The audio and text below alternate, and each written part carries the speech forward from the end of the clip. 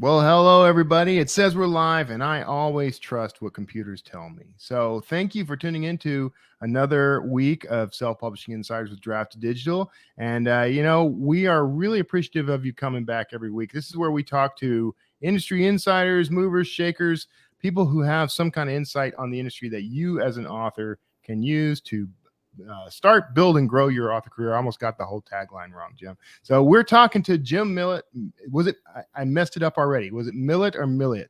Milliot. Milliot. And I knew I was going to do that, and I did it anyway. But thank you for being gracious about it. No problem. And welcome to the show. I'm glad to be here. So you are with, we were discussing just before, like you have a bio on the Publishers Weekly website that's slightly out of date, but you are, you've been the editorial director there for now 30 years. Well, yeah, I've been with Publishers Weekly for almost 30 years. I've been the editorial director for 12. Half of that time I was a co-editorial director, and Michael Coffey, who was with me, retired about 5 years ago. So I've been heading the ship by myself for 5 or 6 years now, and steering it well. It's been there's been some rough waves out there, that's for sure.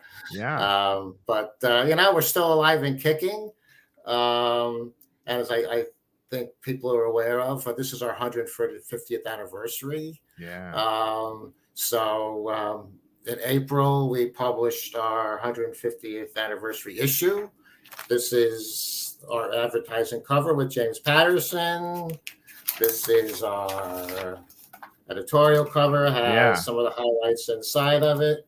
And to be honest, Kevin, it was the most fun thing we've done in a long time. Just going back over, we didn't go back, well, we went back 150 years, but we really focused on the last 25 years. Because we've been doing these updates like every 25 years. So a lot went on between now and 1997. Yeah, you can. Everyone who preceded you did a little bit of the pre-work for your right. Exactly. Yeah. Well, because actually this year, so we've had a new owner in 2010. George Slowick is the owner. Before that, we had been owned by Reed Elsevier, which some of your listeners may know is a huge publishing corporation. At the time, they owned a slew of trade magazines, including such popular things as Variety. Then the internet came along, and they had no idea what to do with trade magazines. So they were selling them off at a pretty rapid rate. So actually, the George who owns us now was the publisher like in the 90s. And he had gone out off on some other stuff. This came up for sale. So here we are. Now, you haven't been there for the entire 150 years, but from your perspective and from doing this issue, like, what are some of the major changes that you can think of? Kind of put me on the spot with that. Aside from the internet. It's so much. One reason we decided to focus the last 25 years, because I don't think there's ever been more change than over the last 25 years. I mean, just prior to that, when I started, there was the beginning of consolidation of the publishing companies was starting. I've been covering the industry since about 1980. So in the mid 80s, consolidation started. In the early 90s, you started the birth of the bookstore chains, Barnes & Noble, Borders. And then as you rolled closer to, mid 90s, Amazon came along. And just the chain company. And the chains, Borders, Barnes & Noble, Books A Million, they were still going really strong. And it was really the most fun time to cover in my estimation, because there was all this stuff going on. I mean, Barnes & Noble and Amazon were actually fighting over who was the first online bookseller, because Amazon had this thing.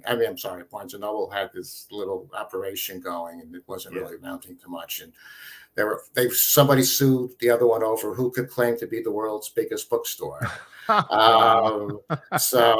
And it was fascinating. And at that time, another anecdote for you, we were putting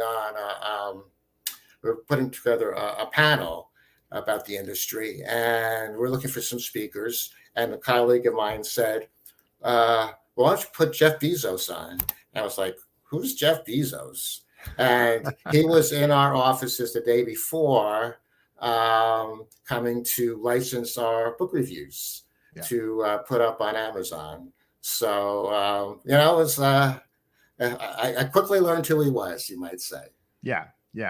I mean, once you're kind of in his presence, you don't really forget right away who he was. Right. He shows up. Yeah. Well, we've done a Person of the Year for a long time now. And one year, right after the Kindle launch and right after they bought a bunch of book publishers, we picked him as our Person of the Year. And they were getting bigger. They'd been selling more than just books by that point. Yeah. So I knew I was assistant. So I said, well, if he picked Jeff, would he accept? And he said, yeah, he would. So we flew out there. We had an interview in the old offices. He has that famous laugh of his that he kept going. And it was kind of a treat. He's really not a bad guy, one-on-one, and when he wants to charm you. Yeah. He is. I think he kind of leaned in on being larger than life for the promotional aspects of it, and maybe that became a lifestyle. I don't know. I met him one time, and that was back early days, and Amazon was still running commercials on TV with some guy crawling around exploring the Amazon for books. That was right. And I was working in film and TV at the time, and we did a whole thing, kind of talking to him about that commercial. Right. Well, that was what fun, because he was trying to get established. He would come to Book Expo at least 2 or 3 years, and he would give, have private audiences with the press ahead of time. Yeah. And it was a lot of fun, and it was a lot of give and take. But then, eventually he became way too big for books. Right. Now I patiently await for the day when you guys reach out to me to be you're on the radar now. Everything, yeah. But you did include one of our new teammates, Mark Coker. He's actually in this issue, right? Yeah, 100%. Yeah. We looked at 25 of the most influential people over the last 25 years, and we were looking for somebody who could symbolize, the growth in self-publishing. And, Mark was certainly at the forefront of it. And I think he's done a lot to, popularize the whole area. Yeah. I think we can safely say he's not a big fan of Amazon. So and to try, but, it's important to try to broaden your options beyond just Kindle.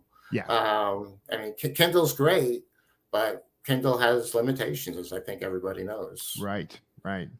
So in most of your experience there, 30 years with Publishers Weekly, what is your impression? Because all of us at this point, self-publishing has been around forever, but the particular flavor of self-publishing that we see now is relatively new. How have you seen things shift over the past 30 years? Well, then it's just been, complete titanic shift. Yeah. I mean, and it's all due to digital. Mm-hmm. Before you could do ebooks and digital books and all that sort of stuff. I mean, it was really vanity. It was called vanity publishing, and there was the biggest publisher was Vantage Press, I think was the name of it. Yeah. And you had to do print. So it was really expensive. And the returns were, sort of questionable at best. So I wouldn't want to say it really didn't exist, but it was so far in the periphery that people paid very little attention to it. I mean, you couldn't really get distribution. So all the things you need to get attention for your book really didn't exist until digital came along. I mean, now, as I'm sure most of you listeners know, and I'm sure you know, I mean, you can do pretty much everything yourself. You can get it in the Kindle store, or you can get it in the Drafted Digital and Smashwords. You get that store, and you can do it yourself, and it's there. Yeah. I mean, what hasn't changed, and what I think is the hardest thing now, and I think the toughest thing that self-publishers it takes them a little time to accept is that just because you published a book doesn't mean somebody's going to read it. Yeah. Because there are just so many books out there now, Right. and discoverability is one of the words that gets tossed around the industry all the time, Right. be it from a traditional publisher or a self-publisher. And it is a tough nut to crack. And and one of the things that sort of study after study has shown when it comes to buying books online is people tend to go to buy a book that they already know they want to buy, Right. or an author. I mean, they'll follow an author along, but the browsing in any online bookstore is not the greatest experience. Right. Right. Yeah. And that's that nut that we're all trying to figure out how to crack. Like, how do we, and I think in some respects, certain river themed retailers may be working against us on that. Yeah, for sure. But it's something that everybody's grappling with. I mean, but on the other hand, who would have thought, well, like maybe 18 months ago, that TikTok/book talk would be a thing? Right. So now it's the biggest thing in publishing. It really is in terms of promotion. Yeah. I think a lot of people probably knows what's happened. Colleen Hoover is the queen of book talk. Her backlist titles are selling in the hundreds of thousands of copies. Yeah. It Ends With Us, which was published 6 years ago, has just sold 1 million copies so far, just this year alone, just in print. And that's a large portion that's due to book talk. Yeah. So at this point, how do you? So book talk, there's all kinds of things that are kind of, it's sort of, there's a rise and fall. I don't know how long book talk will last. Maybe it's here to stay. I don't know. I'm not going to make that prediction because I'm frequently wrong about these things. Sure. But in terms of, someone mentioned in the comments about leveling internet, somewhat leveling the playing field. Right. But like, what do you think are the things that are making indies competitive right now from your like sky high view of the whole industry? Well, just really the ability to get published. And I mean, and if you are a smart marketer, there are digital marketing opportunities. And if you have a platform, I mean, early on when self-publishing was first becoming a real thing, there was this whole debate about, all right, if you're Stephen King, what do you need a publisher for? You have brand recognition. You have, the world is your oyster. So just publish it yourself. Right. And there are a few authors who did that, made the transition saying, you're right. I mean, why should the publisher take half the money I could earn?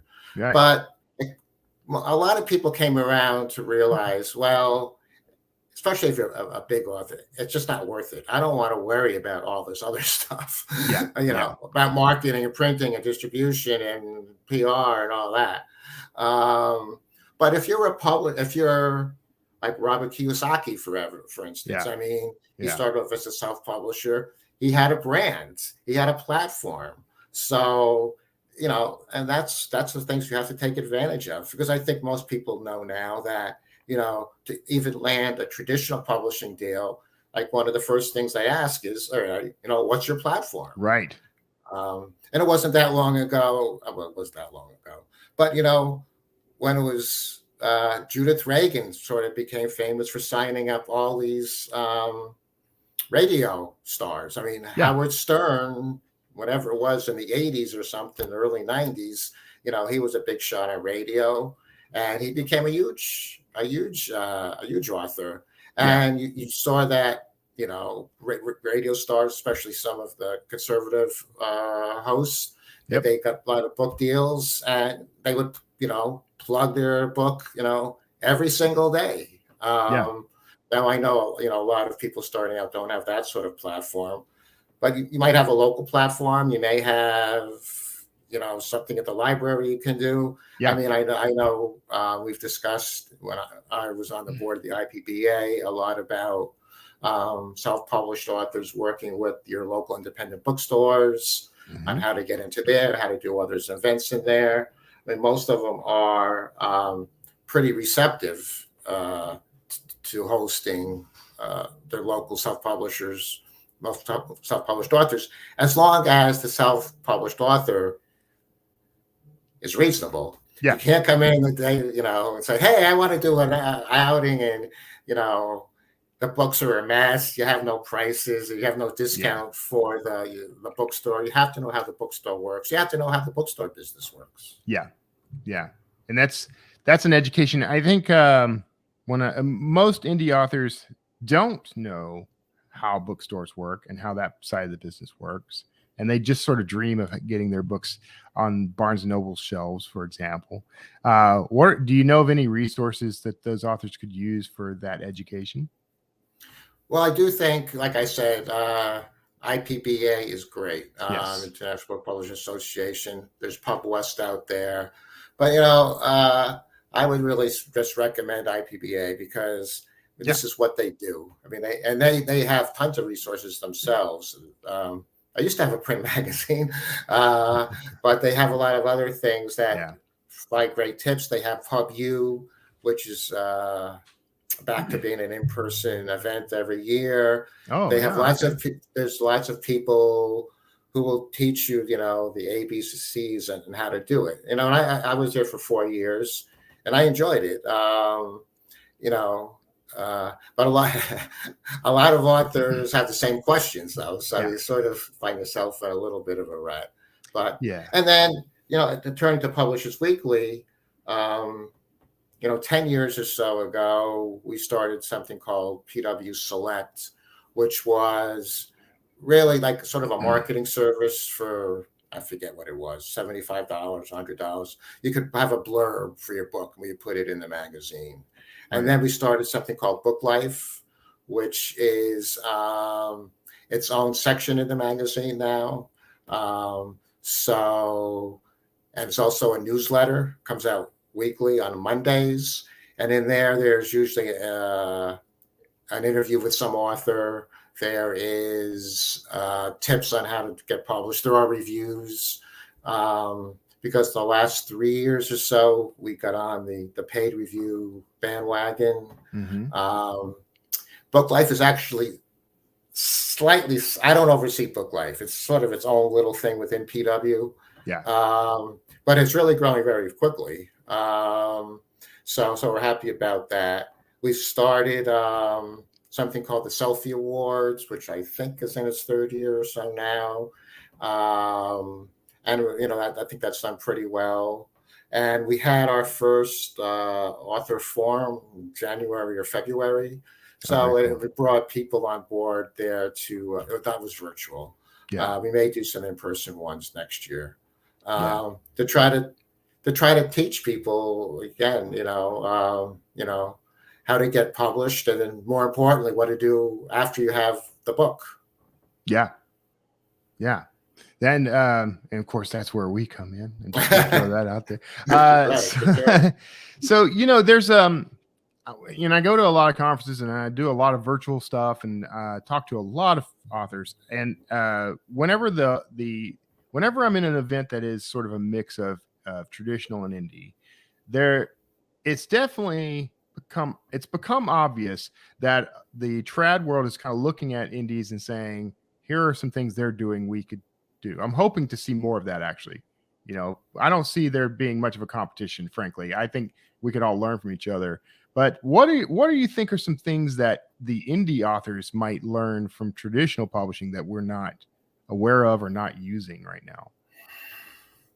Well, that's a tough one in that I don't think they don't have any magic bullet or secret bullet or anything like that. Because you see more and more authors, this is something that I'm sure a lot of independent authors do. They're going out and hiring their own publicists. And a lot of people published by traditional ones are doing that as well.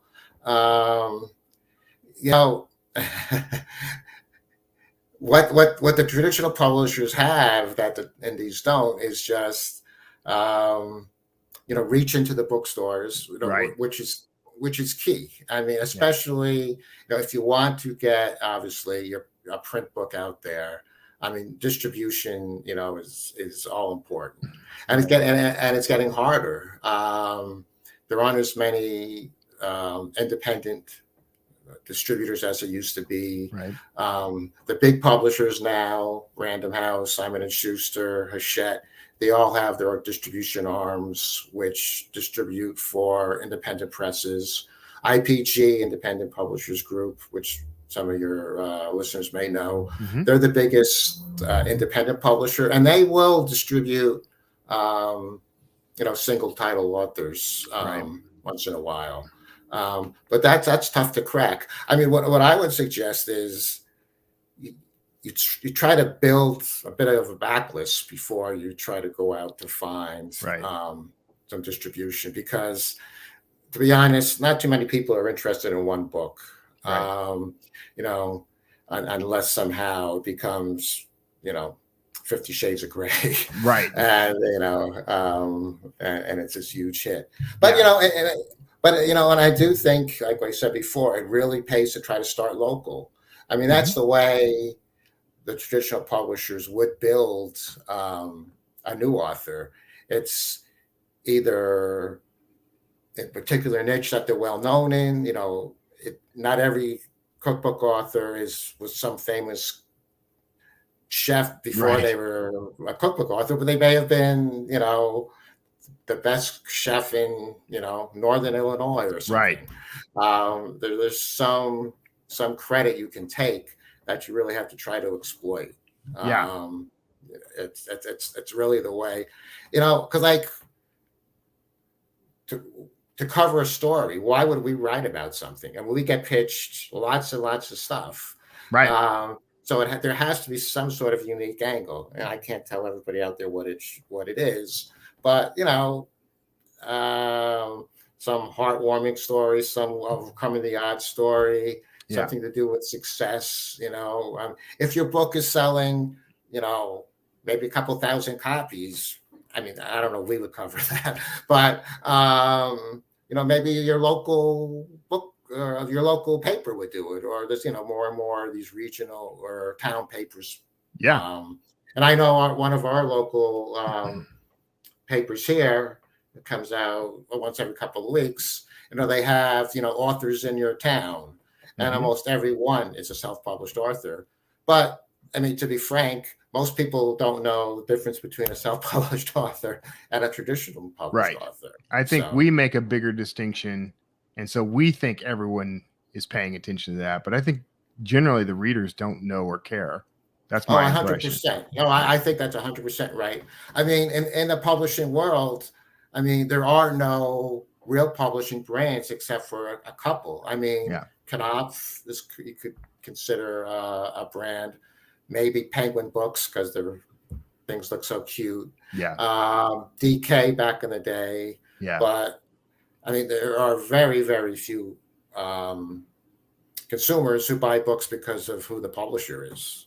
Yeah, exactly. I can't think of anyone who's ever come to me and said, Random House just put out this new book and I can't wait to check it out. I don't know who the author of the title is. I don't know what it's about, but Random House. Right. So, before we go too much further, I want to make sure everyone knows that you are perfectly allowed to ask questions in the comments, and I'm flagging those so that we can bring those up here in a bit. And also be sure to like and follow us and do all those things, because that helps us out. So like, follow, subscribe. That's the standard. I'm required by internet law to say that, Jim. I'm sure. So now we've talked a little bit about, so we've got 150 years of past that we could dig into. But maybe we should speculate a little about the future, because one of the things you cover, according to your bio, you tell me if this is still true, but you cover like mergers and acquisitions, and we just happen to have recently gone through one with Draft Digital and Smashwords. Consolidation seems to be the buzzword right now. Is that your experience? 100%. But I don't want to get myself in trouble here. No, get into it.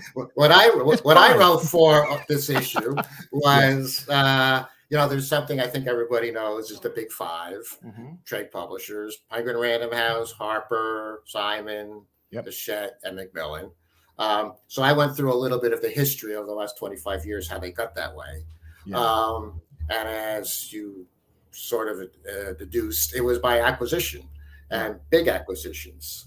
The biggest one being when Random House merged with Penguin back in like 10 years or so ago. Yeah. So, of course, now, as we speak, there's a trial going on in Washington to see if the Penguin Random House Simon & Schuster merger will be approved. Yeah. And as we're speaking, Marcus Stoley, the CEO of PRH, is on the stand. So we'll see how that goes. There's a lot to say about this whole thing. I mean, I think we're pretty much consolidated out in some ways. I don't know what the government's going to do, but we do know Simon & Schuster is going to get sold. I mean, that's for sure. Yeah. Paramount has made it very clear they don't want to be the owner of it anymore. Right. So, at least the question, who would buy it? I mean, Penguin Random House is a great publisher. That they would be a good home for it. But, if there's another buyer out there who could keep it a little more independent, people aren't that crazy about the idea of a private equity company coming along, right? Because we know how private equity usually treats their acquisitions. Yeah. I think the hope early on was maybe a foreign publisher who was looking to get a foothold in the U.S. might do it. Right. So that might all be moot if the deal goes through. But it's not just publishing. We've already mentioned Amazon a number of times, and they are by far and away the largest bookseller. They are even more farther away when it comes to the sale of ebooks. Yeah. And they have no real competitor in there. You can name your market share of the ebook markets. I'm sure it's somewhere between 60 and 75%. The books, it's probably still closer to 50. But I mean, that's troubling. Yeah. Ingram is really the only large wholesaler left. I mean, there is a smaller one, Bookazine, which is national, but Ingram, dominates that space. Yeah. Barnes and Noble, despite all its troubles, seems to be rebounding a bit and is, by far, again, the biggest physical bookstore chain. Mm-hmm. And then there's a company called ReaderLink, which is the biggest distributor of books to the non-traditional market. So they go to places like Walmart and Target and grocery stores. And, so they're there. So you have these big pillars into the industry that really dominate their specific niches. Mm-hmm. So, I mean, they're very efficient, which is the good side of it. But the downside of it, there's not too many alternatives for what you want to do. Yeah. Yeah. And the alternatives do seem to be getting narrower. Well, that definitely is that's definitely an issue. I think there's no doubt about it. And then there's lots and lots of independent presses. On the smaller side, we did a story, 6 months ago about where are the mid-sized publishers, like $100 million and something. Right. And there really aren't that many left. I mean, for one reason, a lot of the bigger companies bought the bigger ones. Like Hachette bought Workman Publishing, which was, maybe the best case study for how you grow a publishing from nothing to $140 million. Yeah. Peter Workman was a very creative guy, and he had a brand. And we talked about brands before. I mean, you knew a Workman calendar because it was so distinctive, and the Preppy Hand Guide and that sort of thing had a real distinctive look to it. I mean, that's one thing that authors have to pay attention to is your book design. I mean, you can create a splash with that if you do something that's eye-catching. Yeah, that's it's the kind of thing we talk to authors about all the time. Is it's a lot of balls to juggle, really, as an independent, and that is one of the advantages that the trade publishing stuff offers, because they will handle at least that aspect of things. But right. Yeah, it goes back to what we were saying before. I mean, yeah, do I want to become a publisher? If yeah, you're, if you're Colleen Hoover, yeah, you oodles of money, why would you change? yeah, But yeah, if you're trying to get your foot in the door, it makes sense. But I mean, you're right, and can't emphasize this enough. yeah, You have to pay attention to all the details that are involved in, and what, quite frankly, is kind of a complicated business. I mean, why do I sell my books on yeah, returnable if you sell a print edition? What right. should the cover price be? I mean, what standards do I need to meet, and all that Yeah, sort of thing. yeah. And these are not always easy questions to answer. The Right. pricing question alone has kept, I think, most of the authors I've ever known up late at night wondering if they'd gotten their price right. Right. I remember once upon a time somebody said $4.99, but I'm not sure if Yeah. that's still the conventional wisdom. I think it just varies by genre, of course, and page count also plays into that. And indie authors most indie authors I know tend to aim for 80 to 100,000 words, and I think 4.99 is kind of the bottom of that. But Right. I've found Right. that to be a pretty decent price point for my books. I'm just going to Yeah. put that out there. That's not advice. That's just anecdotal. I know something was batted around a few years ago. And it will be forever, Jim. Yeah, I'm People sure. are never going to settle that question. Yeah. So I got some questions have popped in, and this was one I more or less wanted to bring up anyway. So Randall says, do you see more hybrid deals happening for indie authors in the coming years, or less? More or less hybrid deals, I think he means. And will the merger of the major publishers have a negative or positive effect? And will the best option for print be hybrid deal a few years from now? What do you think? I definitely think hybrid is growing in stature and in importance. There are more and more companies out there that have established themselves as hybrid. And I would just say do your due diligence on who you're working with. I mean, again, going back to the IPBA, and a lot of your listeners may already know this, they have a criteria you have to meet for them to sign off on a company being a hybrid publisher. So I would certainly watch that. Well, I know of quite a few that are growing that are actually staffed by people who used to work in traditional publishing, and see this as a way to help themselves get started, and also give different authors a chance to get their books out there. Because most hybrid publishers are led by people who know the business. So I mean, that right there is a step in the right direction. Right. And depending on how you go with, the costs aren't that exorbitant, but you have to go with your eyes wide open. And again, I think most are fair, and they're looking they want to be able to backlist. They're trying to build a real business. Yep. So they're there to do the best they can for their authors. Will the mergers be negative or positive? I think there almost has to be a cut in, even if the Simon thing and P-Arch go through. I mean, there's going to be a net decline in the number of authors they publish, so there'll probably be a trickle-down effect. I know some of the traditional medium-sized publishers are kind of waiting, saying, "All right, so this mid-list author at Simon & Schuster, when they get merged into the other one, this mid-list author is going to become buried." Yeah. So if I'm Kensington Publishing, this is my chance to get in, and then it could go all the way down the list until hybrid publishers start picking up more and more authors. Yeah. Yeah. I mean, the way I've watched it, and you're going to have a much better view of this than I am, but it seems to me like, well, there was all the talk of the mid list disappearing, and I don't think the mid list disappeared. I think they mostly just went indie. And I think hybrid is kind of starting to kind of pick up. Let me ask you, what is your definition of hybrid? Because I actually sat on a panel a couple of weekends ago, and there was some debate about what hybrid really meant. How do you see what hybrid? Well, I can see where there'd be a debate, because I mean, to me, hybrid is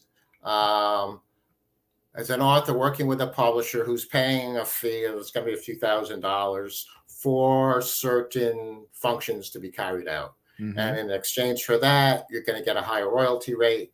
The royalty rates, as far as I remember, can go anywhere from really high, 90%, to, I think the minimum is probably 40 or 50%. So it's like a paid for services thing. I mean, I want you to edit my book. I want you to design my book. I want you to do publicity for it. I think a lot of these do have that type of menu you can choose from. Yeah. So, I mean, to me, that's what it is. And then I think the IPBA's definition is you have to have a distributor. Yeah. And that, that is, as mentioned before, that is a key hurdle to meet, especially if you want to do print, obviously. Yeah. And a lot of people do want to be in print. And there's a reason for being in print. I mean, despite all the challenges, print books still sell. It's a format that most people still would rather use. Amazon and Barnes and Noble sell a lot of print books. Just a few. Yeah. Yeah. And, print has the highest overhead. Well, aside from audiobooks have the highest overhead generally for indies. And print has a high overhead in the form of, the royalty takes a big hit because of, the cost of production. Like manufacturing costs, obviously, are all encompassing. It's really tough. And that's why you said, what's the difference between now and then? I mean, manufacturing costs is the bottom line, you might say. Yeah. And that does have an impact, though. And that's where indies are generally not as competitive because print costs us. We don't have yet have the muscle to say, look, reduce these costs, give us a better deal so we can have a bigger margin. We're getting there. We're getting there. Draft Digital is going to help. Well, print on demand, obviously, print on demand is great. I mean, lightning source. And, there's a debate in traditional publishers about how much digital printing should we do? Because offset printing, they've done that for generations, offers better economies of scale. Mm-hmm. The counter argument is, well, if you do a POD, you don't have to worry about going out of stock.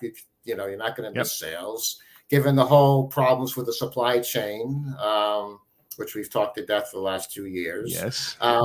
Print on demand has, again, grown up in stature. May have actually caused, some indie publishers to get booted, over a couple of days or so as other people come online. Because, I know we were talking to Ingram for that book they wrote about the growth in Ingram book publisher. And I think it was early 2021, like half the bestsellers on the New York Times were done by POD because there was no other place to go. Yeah. So, that makes sense. And that's another, thing we didn't really mention, but I'm sure everybody's aware of. Digital publishing is, really changed the game as well. Yeah. And it's so much more than people think because it is.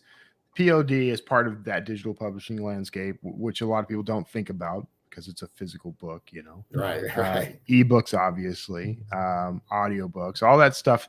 It really has just in my limited experience with the industry. I started publishing in 2006 and it's changed so much since then. Right. So. Well, yeah, for sure. Well, even though you mentioned how expensive audio is, audio is always like a stepchild until the smartphone came along and everybody was listening to that. And it made the consumer cost at least, way cheaper. Physical audio was really expensive. You ever try to buy a Harry Potter audio for your kids back in the day? I had to take out a second mortgage. Right. They were not cheap. But, the digital audio, it's great. And of course, Audible has their ACX thing, and there'll be some other self-publishing audio enterprises coming along, I'm sure. So, we'll see how that grows up. Yeah. Okay, I got a couple of more questions here, some popping in at random. Let's see. I lose a couple. I did not mean for that one to pop up yet, Randall. I'll get back to you. So MVS, is 14 books enough of a backlist? Yes, I think so too. Yeah, I think even what do you think is a minimum backlist? How long is Bridgerton? How long is Bridgerton? 8 to 10. Yeah, I think 8 to 10 is probably good. Oh gosh. And so I saw that question, and I was on a panel yesterday talking about AI. Mm-hmm. There we go. So there's a lot of debate about it. Even the AI guys who I was on the panel with would admit it's not perfect for everything. Yeah. Especially for fiction. Yeah. But it's coming along. They're getting better and better.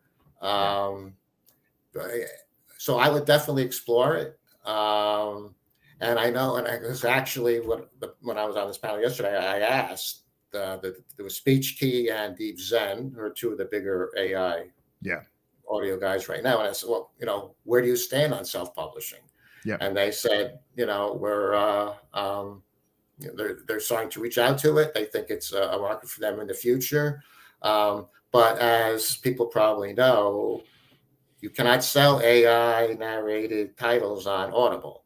Right. Although, yes. Yeah. So we'll see if they actually, if Amazon actually changes something. We'll see. Hey, look, it's been known to happen, but I mean that is too delicious a pie for Amazon to ignore for long, I think. And my position on AI narration is that it's by the way, for those listening, this was a question from Randall Wood about whether or not we saw AI narration as becoming an industry standard. I don't think it will replace human narration altogether. I think what it'll be is a whole different market. The same way ebooks and print books are two different markets appealing to two different groups of readers. Right. Well, and the point the AI guys make, because believe me, there's been a lot of backlash from narrators about this whole thing. But I mean, their point is there's way more books out there than will ever see audio unless you do something for AI. And because human narration isn't that expensive, but it costs more than AI. Yes. So if you have a backlist title that you think could maybe sell 500 copies year after year for a while, you probably won't do a human narrator. But if you do AI, then do it. Yeah, and there's nothing to say you can't take the royalties and profits you make from the AI book and roll them over into getting a human narrator, and you have a separate second product, not a replacement product, but a completely different product. Right. Different, because you can price AI books lower than the human narrated books, and plus, and I do think it's important for authors and publishers to be in that market, because Spotify is now there. Yep. I mean, Spotify sounds like they're going to throw a lot of resources to developing their own audiobook delivery system. Yep. So, I mean, they got a lot of listeners. They just bought Findaway. So they're on their way. Yeah. One more question here, and then we're getting close to wrapping up. E-car ebooks asks Jim. I love it. What's your two biggest low-hanging fruit tips that writers can do to get a good review from PW? I never get this question. Had to come up, Jim. It had to come up at some point. Well, there's not too much I can say to get a good review. Yeah. But to get a review, you really have to follow our guidelines. Don't forget, we are a pre-publication review, which means we want it at least three months ahead of time, because the whole rationale for our reviews is to get the book in front of the professional book buyers at a time when they can still order the book and it makes some sense. Yeah. So make sure you hit the deadlines, and please submit something that looks, we still take prints, which we did for 2 years because of the pandemic, but we do take it now. But you can also do it digitally, and just make sure everything looks good. I mean, no typos. No, I forgot the jacket, or the cover looks like crap. Has a $100 bill tucked into it as a bookmark. Right, exactly. Because we do like 9,000 reviews a year, but we get 50, 60,000 books a year. So wow, it's we got a lot of books, and so So do there you has have to. like a massive team that divvies all that up to read that? We Or? have depends what how you want to count it, including children's reviewers. We have Yeah. over 10, and they each have Okay. different categories. So they're the first filter, and we do have a mailroom where if the physical books look really bad, they would get tossed before they got anywhere. Right. That's the old slush pile technique. Right, exactly. You know? Yeah. So I mean, it's super competitive. I mean, we I'm not really wanting to plug the paid service, but we do have a paid service that you're pretty much guaranteed to review. You don't have to run it if you don't. And again, I don't know what the price is. It's like $400, I think. Yeah. But that's somebody else's problem. That's not mine. Tall Aaron. But last thing I would say, that review will run in PW in the book life section. That's the kind of guarantee I'm looking for. Right. Good or bad, though. That's the problem, right? Good or bad, it's running. It's hard to write a bad paid review. Let's put it that way. Yeah. Maybe constructive criticism is the way to say. Tall Aaron on YouTube asks if that would be floppy or USB for those digital submissions. I think USB. Yeah, right. USB. Yeah. I do remember those days. I remember briefly like submitting to magazines that asked for things on floppy disk. You know. We have our own system. If you go to publishersweekly.com, the website tells you how to do it. Yeah. Well, Jim, we're at the end, and I need to run something real quick. Can you bear with me? There's a spot I need to run real quick. Sure. I promise we'll be back on the other side, but 1 second. Gotta find it. And hold on, everybody. Here it goes. Ebooks are great, but there's just something about having your words in print. Something you can hold in your hands, put on a shelf, sign for a reader. That's why we created D2D Print, a print-on-demand service that was built for you. We have free, beautiful templates to give your book a pro look, and we can even convert your ebook cover into a full wraparound cover for print. So many options for you and your books. And you can get started right now when you sign up at draftedigital.com/printbeta. All right. Thank you for being tolerant of our. Well, we're talking about print. I'm glad I waited. We got it in right in the right spot. So Jim, thank you so much for being a part of the show, man. I really appreciate you coming on and sharing. Yeah, it was great. A lot of fun. So good luck to everybody out there, and we'll keep an eye out for your book. Yes, and now I think everybody's going to rush and try to get one of those paid reviews. We won't be sorry about that. They won't turn it down, folks. That's what they're trying to tell you. Right, exactly. So everybody out there, thank you for tuning in. Make sure that you bookmark us at d2dlive.com, and that's where you're going to find a countdown for one of these weekly episodes of Self-Publishing Insiders. Plus, we have our monthly webinar, so you don't want to miss out on that. And make sure that you are following us and subscribing to us everywhere your fine podcasts are sold, and also on social media. Just put /draftedigital at the end of almost any URL, and we're sure to be there. So Jim, thanks again for being on the show. Everyone else, we'll see you all next time. Take care.